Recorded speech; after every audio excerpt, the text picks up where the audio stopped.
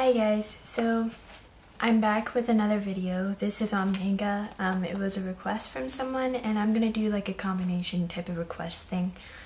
One of you requested for me to show my artwork and I am going to do that. I have 5 sketchbooks here. I'm not going to show every drawing because that'd be a lot of drawings, and not to mention some of them are horrible and I'd rather not show them.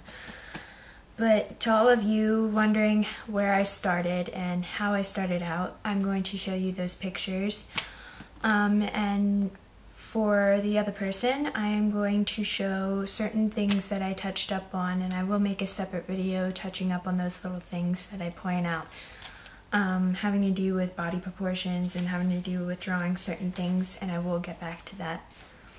But this is essentially just going to show you some of the things on the drawings, and I'll point out little things as we go. So let's start. Okay. So I don't know about the lighting in here, if it's going to actually show very well or not, but this right there was one of my first manga drawings, and I'm going to admit that was pretty good for my first time drawing. That was back in 2009. And back in 2009, I really thought that those drawings were like amazing. I thought those were the best things ever, and I treasured those drawings to the end of the earth. So then, and with that, it's, you know, with drawing manga, it's kind of like drawing the human anatomy. When you're drawing manga, to really understand what the body looks like and the body proportions, you've really got to know what the anatomy of the body really is. You know, how to draw the arm, where everything should start curving, like all the little curves, where they connect at the bone, everything like that. So when I was drawing something like that, I had no idea about human anatomy. I would cover her legs with pants because I had no idea. I would put her arms behind her back because I didn't know how to draw hands or arms, anything like that. Notice how her arms are like super skinny. Didn't know how to draw that. Didn't know how to draw eyes, excuse me.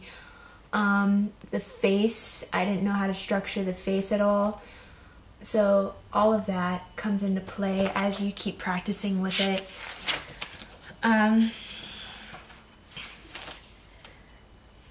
So here's another one that I drew a while ago. This was in 2010, actually. So I was experimenting with different eyes, and that's where I actually started to draw the legs. I mean, you see how I tried to draw little things like the calves right there, and the thighs and the knees a little bit, and try to do the ankles and the feet. There are still a lot of proportional problems with that, but that is a start. And just pay attention to those little things in daily life. Just look at the human anatomy, because believe me, it will help your drawing significantly. Because manga, despite every type of manga that you see out there, rather, you know, I don't know necessarily how to say, like, call it or anything like that, but there are different types of manga, like, is it shoujo or something like that? I don't know how to say it. I'll put it on the screen. But, you know, there are different types of manga where, like, certain types, you know, they show, like, tall figures and they don't look like actual people. The guys look so tall and the shoulders are so broad. And that's not how you would draw them. But it's more realistic than if you were to draw, like, really cartoony figures, like some of the cartoon shows you see on TV. So it's more realistic than that, but there are tons of different styles you can use. So just kind of figure out what the anatomy for certain things are, like the arms and the legs. I'm trying to find more good examples in this one here. I had a lot of random doodles and writings and stuff like that.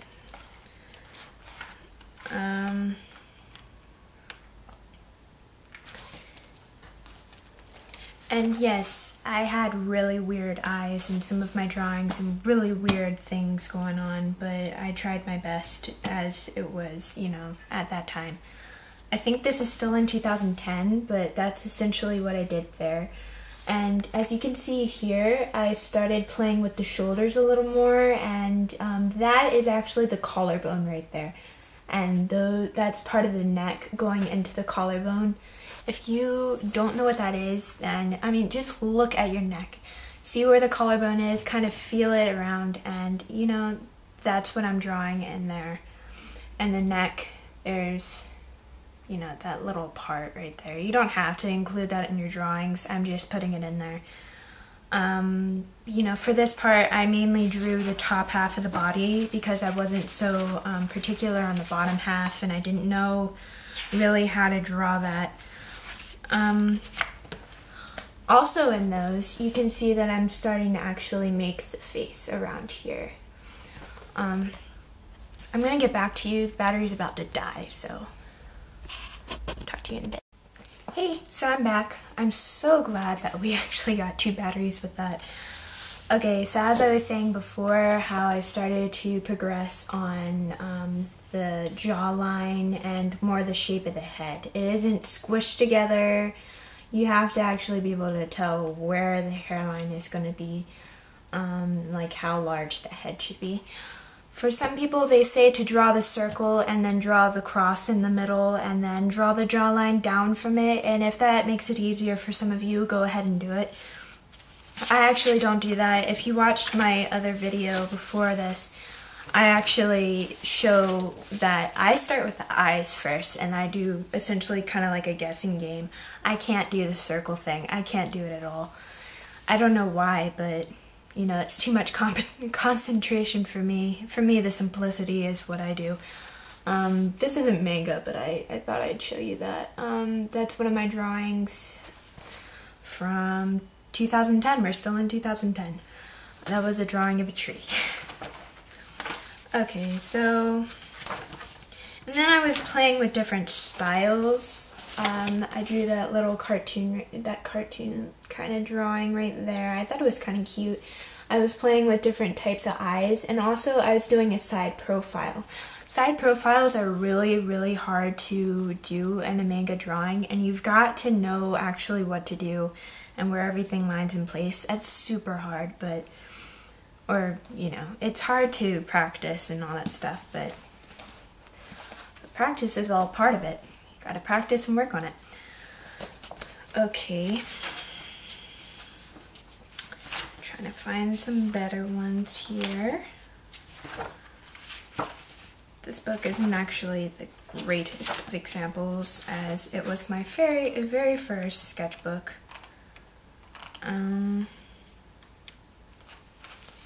Okay, well, I'm gonna move into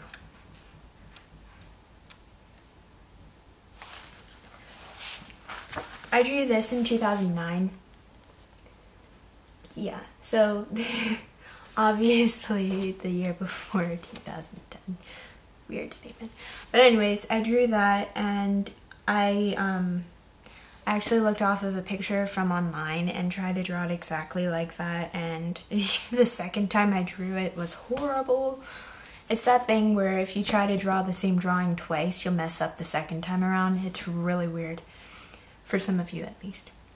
And don't mind the coloring job. I picked the wrong color for her skin and his skin. So I'm going to move on to the second book and show how I progressed with that one, because I actually ran out of paper in that.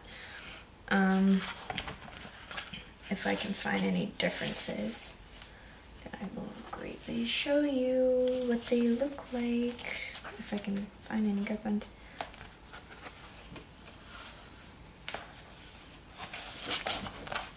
Okay, so here I started playing around with different styles. That I thought was one of the best drawings I've drawn in a long time. That's 2011. And that one right there, and that one I thought was pretty cute. And then that one over there. Those are all in 2011.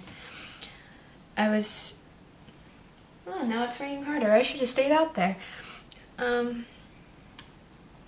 But I was starting to play with more of the jaw shape, and as you can see from these, I was trying to work on the arms and more of the hands and somewhat of the legs. I was doing the same here. I'm starting to actually get the feel of how long the arm should be, although I still need a lot of work on that. Because if you draw the arms too long, then it's going to look unproportional and the legs are going to look too short. If you draw the legs too long and the arms too short, then it's just going to look really awkward. If you don't draw the arms too long, like long enough, and you draw the legs like they should be, then obviously the legs are going to look a lot longer than they should be. And everything is just kind of thrown off balance. So you just really need to look out for that. So that I was drawing, again, you can see the collarbone and all that stuff. I was trying to do more of the shoulder. So now for the girls' shoulders, they're going to be a lot less broad than the guys' shoulders. I will show you examples of what the guys look like. I have a couple of pictures I do with them, but I don't typically draw the guys as much because they're, for whatever reason, are more complicated to draw. I'm still working on, them, drawing a guy without just constantly wearing jeans all the time. It's really weird. That's another one of those drawings I drew. I'm starting to get into, drawing legs. It's really weird. I had a long time actually being able to draw hands and legs and just everything, and especially feet. I just got used to drawing hands, sort of. I'm still working with that. Let's move on to the third one. Or is this the third? No, that's the fourth. This is the third one. So that would be the first drawing and the third, and then that one. I was playing with different emotions too. Different emotions are kind of weird drawing, but you'll get used to them after a while. Let's find a good example to explain. I was also working with chibi, or trying to. It's a lot more complicated that I got from an anime, actually. Because I like watching anime, they're interesting. Okay, let's find a good one. I do have occasional bad ones, and I just don't really want to point those out because, it doesn't make sense to the ones that I've just drew. See, here is another example of where I changed eye forms. I've been playing around with all the eye forms, and that's how I recently drew them. That was in August 2011. Oh, and like in my first video, I drew the Big Ben. This is the Eiffel Tower that I drew. It took me about 2 years to draw it. And I finished that last year, so I'm pretty happy with that. The phone is ringing. I will be